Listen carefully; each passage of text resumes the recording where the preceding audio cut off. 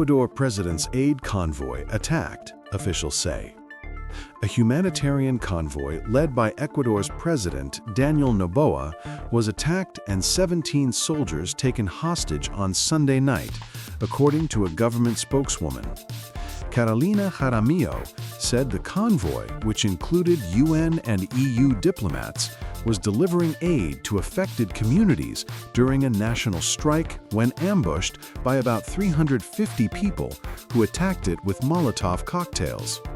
The country's largest indigenous rights group, leading a strike over fuel subsidy cuts, said a member was shot dead by the armed forces during protests.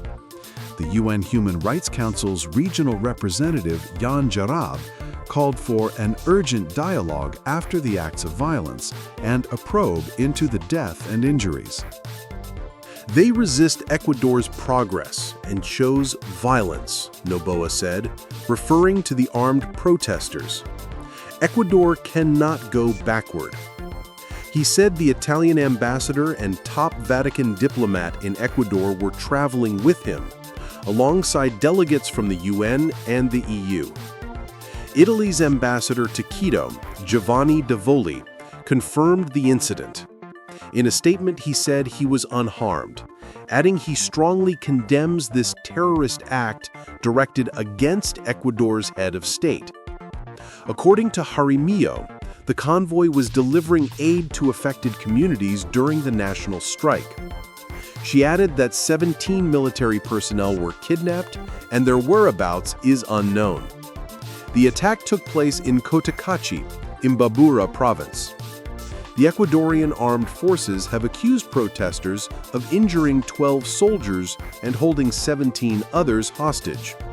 The military accused the ambushers of being terrorist groups.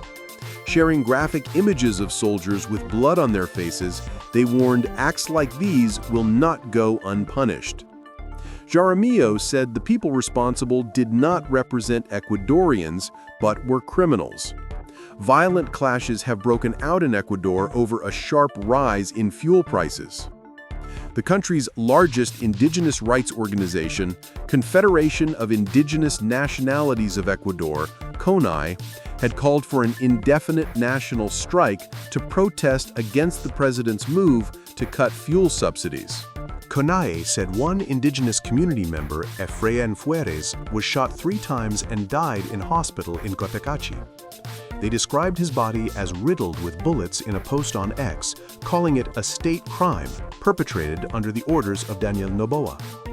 "We demand truth, justice, and reparations," the organization added.